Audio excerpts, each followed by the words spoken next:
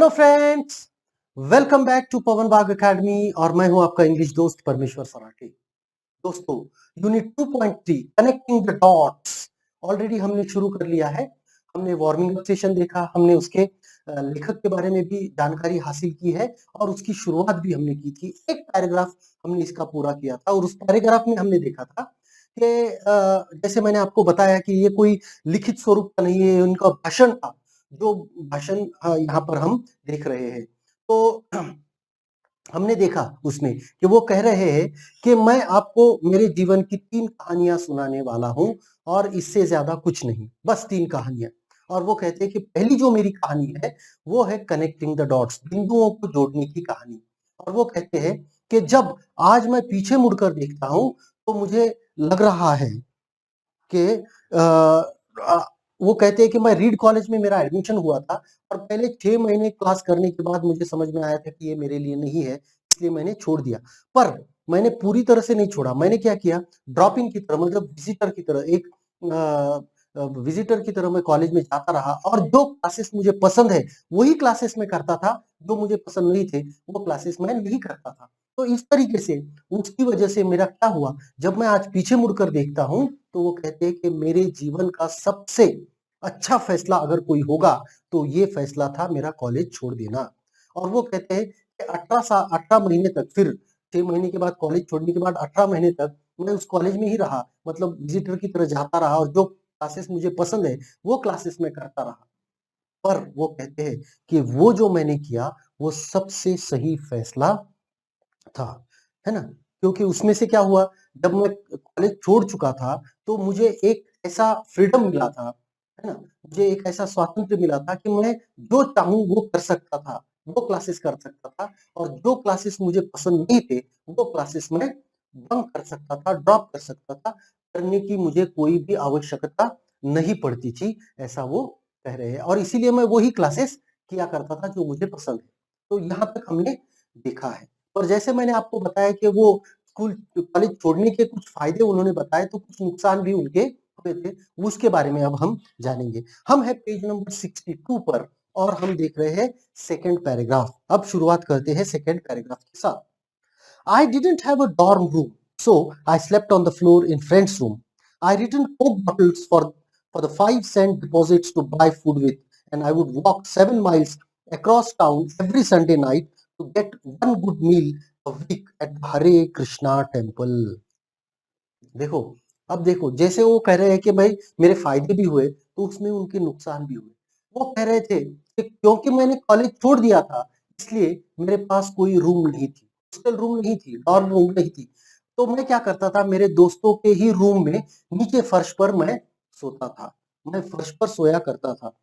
मैं ये जो कोका कोला होता है, कोक जो होती है, उनकी जो खाली बोतलें होती थी उनको मैं जमा करके बेचता था, जिससे मुझे कुछ पैसे मिलते थे, जिससे मैं अपना खाना खा सकता था।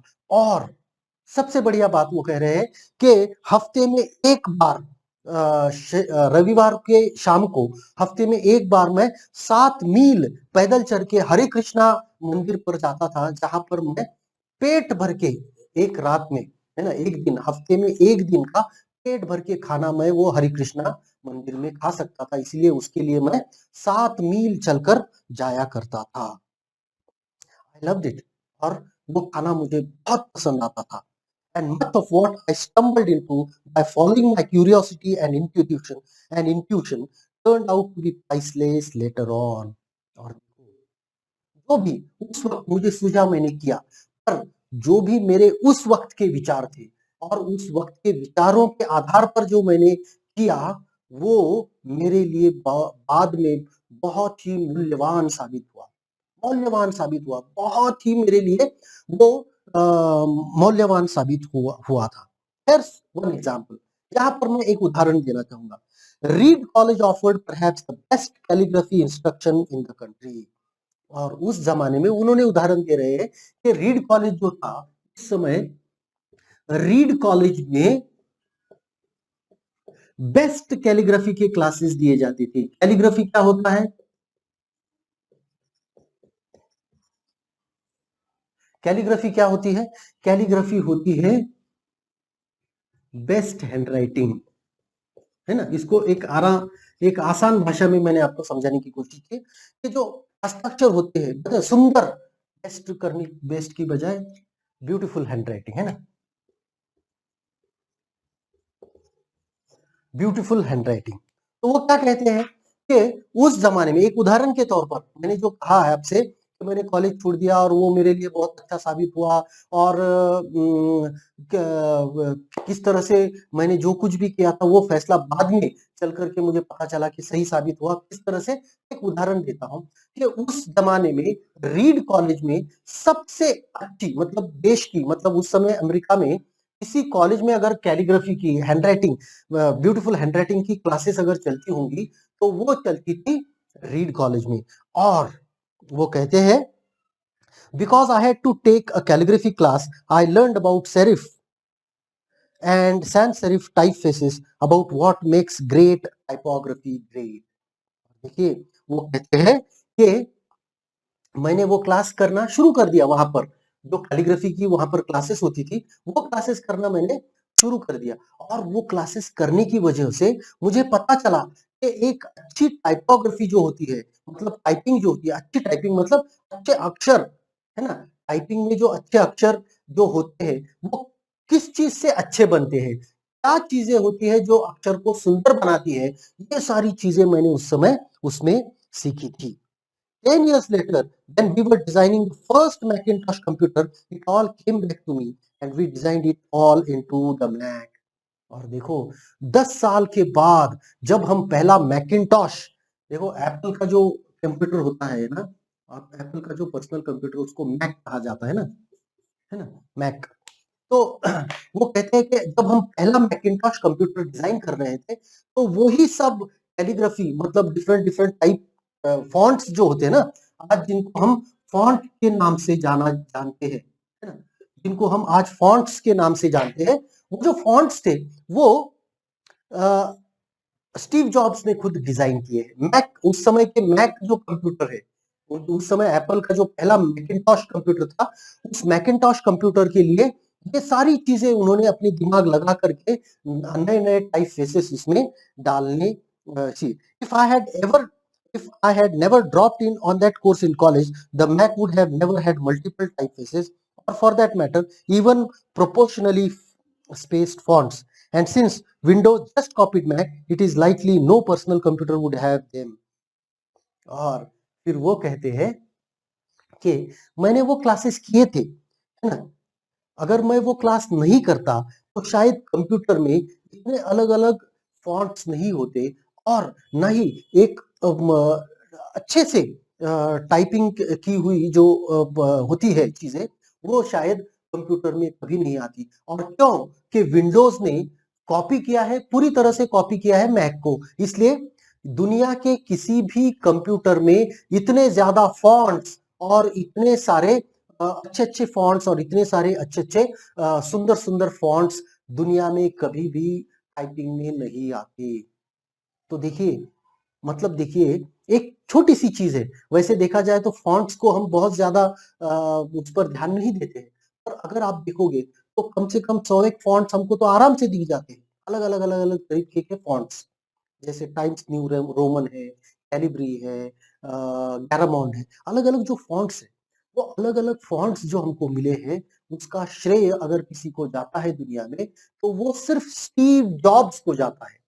और वो कहते हैं कि मैकिंटॉश ने तो किया, पर क्योंकि मैकिंटॉश को विंडोज ने जैसे के वैसे कॉपी किया, जस के तस कॉपी किया है, मैकिंटॉश की कॉपी है विंडोज, तो वो कहते हैं कि अगर मैं वो नहीं करता तो दुनिया को कभी भी अलग-अलग ब्यूटीफुल फॉन्ट्स नहीं मिलते। ये एक चीज उन्होंने उदाहरण के तौर पर बताई है। Of course, it was impossible to connect the dots looking forward when I was in college, but it was very clear looking backward 10 years later. और देखिए, जब हम कुछ कर रहे होते हैं, उस वक्त अगर कॉलेज में जब मैं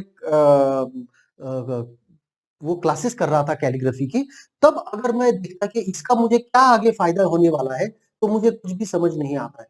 पर जब मैं 10 साल बाद पीछे मुड़कर देखता हूँ, तो मुझे समझ आता है कि अरे! अगर मैं वो कैलीग्राफी क्लास नहीं करता, तो शायद दुनिया के किसी भी पर्सनल कंप्यूटर में इतने सारे टाइप फॉन्ट्स नहीं होते, इतनी अच्छी सुंदर हस्ताक्षर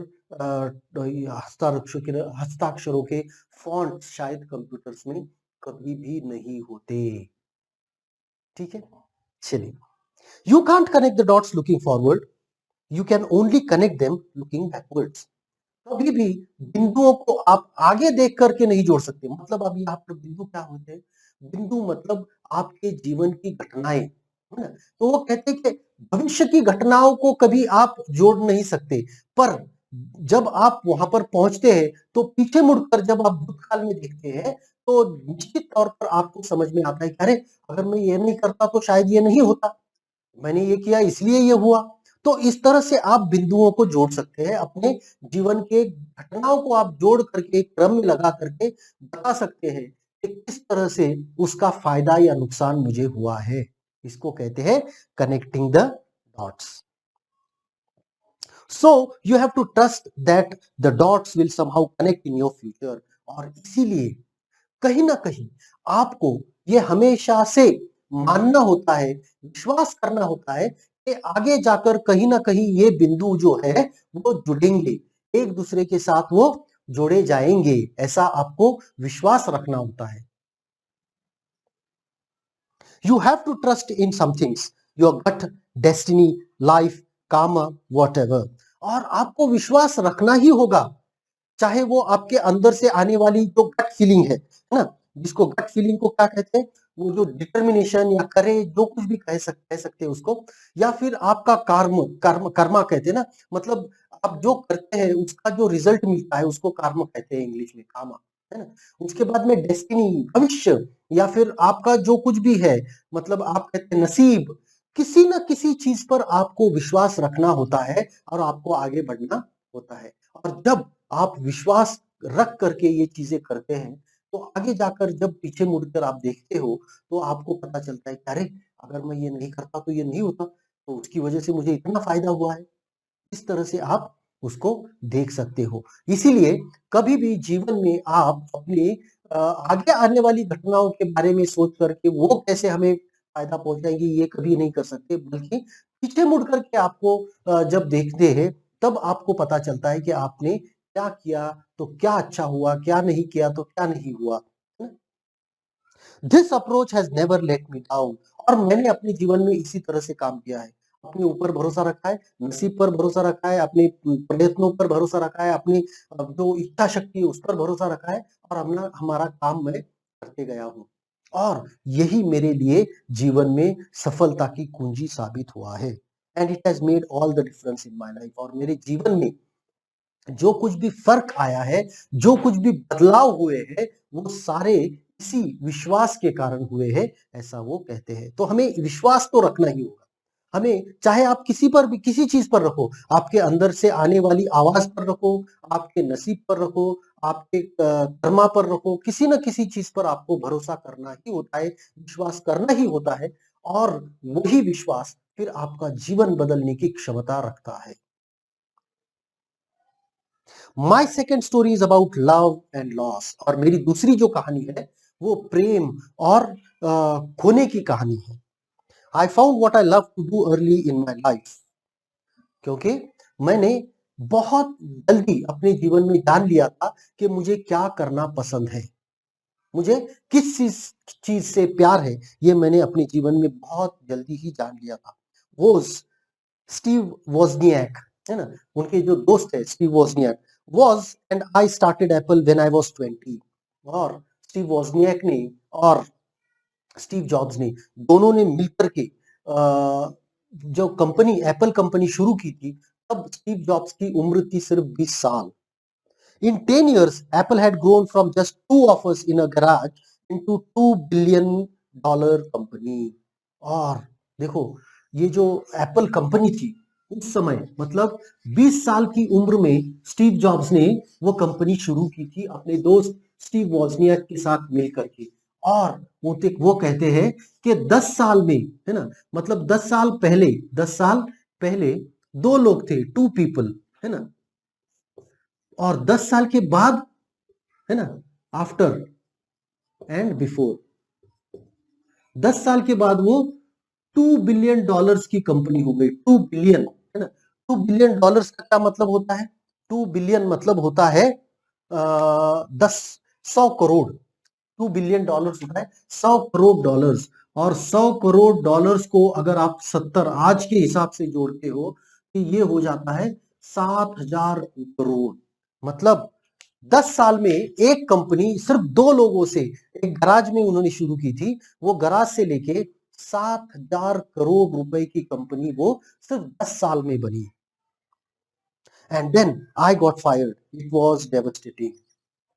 और उसके बाद क्या हुआ? मुझे कंपनी से निकाल दिया गया। देखिए, एक बहुत ही अलग चीज होती है। समझ में आ रही है क्या आपको? आप कहोगे सर कंपनी तो उन्होंने शुरू की थी, फिर उन्हें कैसे निकाल दिया गया? ऐसे नहीं होता है। देखिए, कंपनी जब शुरू होती है तो हमें समझना होगा कि कंपनियां चलती कैसी है। तो कंपनी जब शुरू होती है तो कंपनी शुरू करने के बाद अगर आपको लगता है कि आपका जो आइडिया है वो बहुत अच्छा है, तो उसके लिए आपको जरूरत होती है पैसे की, है ना, कंपनी को बढ़ाने के लिए। अब जब पैसे की जरूरत होती है तो आप क्या करते हो? तो उसके उसके लिए एक सबसे बड़ा और आसान तरीका होता है फंड्स, वेंचर कैपिटल जिसको कहा जाता है। अब आपको इतना ज्यादा लोग पैसे उसमें डालते हैं। अब पैसे के बदले लोगों को क्या मिलता है? पैसे के बदले लोगों के वो कंपनी के कुछ हिस्सा पार्टनरशिप के तौर पर उनको मिलता है, शेयर्स जिसको हम कहते हैं, है ना?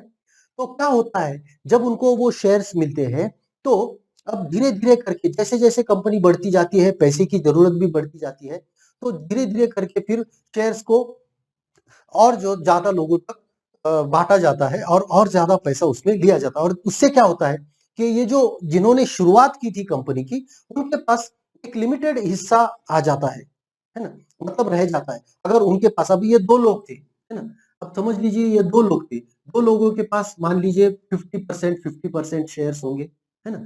जब ये $2 बिलियन की कंपनी हो चुकी थी, तब इसमें मान लीजिए कि 20 लोग जुड़ चुके थे, और सारे लोगों के अगर हिस्से एक जैसे हो तो ये सब लोगों के 5-5% हिस्से हो गए, है ना। तो 50% से लेके वो 10 गुना उनका शेयर उसमें घटा है। पर पर भले ही देखो, ये जब शुरुआत हुई थी तो हो सकता है ये $1,000 की कंपनी थी, है ना, $1,000 की कंपनी थी। $1,000 का क्या मतलब होता है? 70 रुपए से आप उसको जोड़िए तो ये हो जाएगा 70,000 रुपए की कंपनी। 70,000 रुपए की कंपनी थी, तो 50-50 भी बोले तो 35,000 रुपए एक एक के हिस्से में आते थे। पर ये 7,000 करोड़ का 5% भी आप अगर करेंगे तो वो 350 करोड़ के आसपास होता है। तो देखिए, मतलब क्या होता है कि पैसे भले ही परसेंटेज के तौर पर आपका हिस्सा कम होता हो, पर पर पैसे के नेट पैसे के मामले में आपका बहुत बड़ा हिस्सा बन जाता है। ठीक है, तो इस तरह से। लेकिन होता क्या है कि आपका क्योंकि 5% हिस्सा है, अगर बाकी सारे लोग, बाकी 19 लोग ऐसा चाहते हैं कि आप कंपनी के लिए अच्छा काम नहीं कर रहे हैं, आप कंपनी को खराब करने की कोशिश कर रहे हैं, तो वो 19 लोग मिल करके, क्योंकि आपके 5% शेयर है, तो आपको बोल सकते चलिए आप चले जाओ, तो आपको जाना होगा। आप कुछ भी नहीं कर सकते क्योंकि आपका हिस्सा ही उतना कम रह चुका है कि आप कुछ भी नहीं कर सकते। समझ में आ गई बात समझ में आ गई कि किस तरह से कंपनियों का कार्य चलता है, किस तरह से कंपनियां काम करती है। तो वो कह रहे हैं कि जो कंपनी मैंने शुरू की थी, जो मुझे करना पसंद था, जो मुझे पसंद आता था, वही मैंने किया, और 2 लोगों से 10 साल में हमने वो कंपनी $2 बिलियन 7,000 करोड़ की कंपनी हमने बना डाली। और फिर क्या हुआ? फिर मुझे ही उस कंपनी से हकाल दिया गया। ये बहुत ही क्या कह सकते हैं, दुखद बात थी कि पूरा दिल तोड़कर मुझे, अगर कोई दूसरा होता तो शायद आत्महत्या ही कर लेता। मतलब इतना बड़ा वो शौक उनके लिए था। ठीक है, but something slowly began to dawn on me. और फिर कंपनी छोड़ने के बाद क्या हुआ? कंपनी छोड़ने के बाद कुछ चीजें मुझे समझ में आनी, डॉन ऑन मी मतलब कुछ चीजें मुझे समझ में आने लगी। Something dawned on me. Dawned on me मतलब मेरे दिमाग में प्रकाश पड़ा, है ना। प्रकाश पड़ा मतलब डॉन ऑन मी मतलब क्या है? डॉन ऑन मी मतलब समझ आना। है ना? मुझे कुछ समझ में चीजें कुछ समझ में आ रही। जब मैंने कंपनी छोड़ दी, फिर मुझे कुछ चीजें समझ में आने लगी। I still love what I did and so I decided to start over. और फिर मुझे समझ आया कि भई आज भी मुझे वही करना पसंद है। इसीलिए मैंने फिर से एक बार शुरुआत की। The heaviness of being successful was replaced by the lightness of being beginner again। और फिर क्या हुआ कि वो एक जो सफलता का एक जो बोझ होता है ना, वो मेरे दिल से उतर चुका था। सफलता का जो एक बोझ होता है ना, कि नहीं अब हम गलत नहीं कर सकते, अब हमको हमारे शेयर होल्डर्स को भी देखना है, इनको भी देखना है, उनको भी देखना है, कंपनी को भी हमेशा नफा या प्रॉफिट में लाना है। तो इस तरह की जो चीजें होती है, उसका एक बोझ अपने दिल पर होता है, तो वो बोझ उन्होंने हटा दिया। और वो एकदम जैसे एक नौसिखिया होता है कि आज फिर से मैं एक नई शुरुआत करने जा रहा हूँ, इस तरह से उन्होंने फिर से एक बार शुरुआत की। It freed me to enter one of the most creative periods of my life. और इसकी वजह से क्या हुआ कि उसने मुझे एक फ्रीडम प्रदान किया, एक स्वातंत्र्य प्रदान किया, जिसकी वजह से मैं फिर से एक बार अपने क्रिएटिव पीरियड में आ गया। मेरे जीवन का वो सबसे सुनहरा क्रिएटिव काल था। क्रिएटिव मतलब मैं बहुत सारी चीजें बना रहा था, नई नई चीजें मैं बनाकर देखने की कोशिश कर रहा था। वो मेरे जीवन का सबसे क्रियात्मक या कार्यात्मक काल था। During the first next 5 years I started a company, next another company named Pixar. है ना? फिर उसके 5 साल के बाद में मैंने 2 कंपनियां शुरू की। एक कंपनी थी नेक्स्ट और उसके बाद में दूसरी कंपनी थी पिक्सार।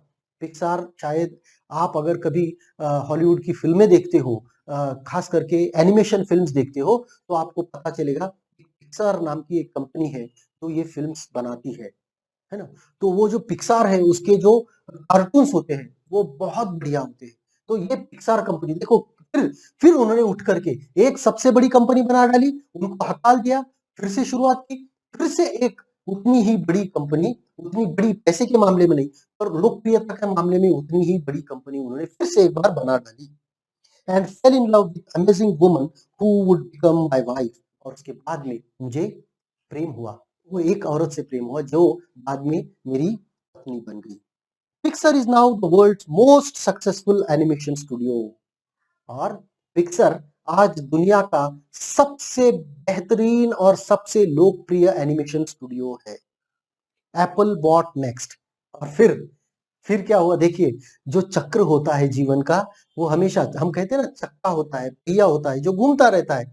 तो उसी तरह से नेक्स्ट जो कंपनी थी वो एप्पल ने फिर से एक बार खरीद ली। किसने खरीदी? जिन लोगों ने मुझे कंपनी से निकाल दिया, उसी कंपनी ने, जिन लोगों ने मुझे जिस कंपनी से निकाल दिया था, उसी कंपनी ने मेरी दूसरी कंपनी खरीद ली। I returned to Apple and the technology was developed at Next is at the heart of Apple's current renaissance। और देखो, है ना, मेरी कंपनी एप्पल ने खरीद ली, फिर से मैं एप्पल के बोर्ड में एक बार आ गया। और फिर क्या हुआ? फिर मैंने नेक्स्ट में जो कुछ इजाद किया था, मैंने जो कुछ संशोधन नेक्स्ट कंपनी में किया था, आज वही संशोधन मेरा एप्पल के हार्ट में है, मतलब एप्पल के दिल में है। एप्पल का सबसे महत्वपूर्ण भाग मेरा नेक्स्ट का, मैंने जो कुछ संशोधन किया था वही आज एप्पल का सबसे महत्वपूर्ण भाग है। एप्पल रिनेसॉ, रिनेसॉ मतलब क्या है? एप्पल कंपनी, रिनेसॉ का मतलब क्या होता है? एक नई जान डालना किसी कंपनी में, फिर से एक बार नई जान आना, रिवाइवल होना, है ना? नई जान आना, है ना? मतलब उनके छोड़ने के बाद एप्पल कंपनी जो थी वो वहीं पर स्टैग्नेट हो गई या फिर वो बढ़ नहीं रही थी। और फिर से एक बार नेक्स्ट को खरीदने के बाद एप्पल में फिर से एक बार रिवाइवल आया, उसमें जान आई और वो कंपनी फिर से दौड़ने लगी।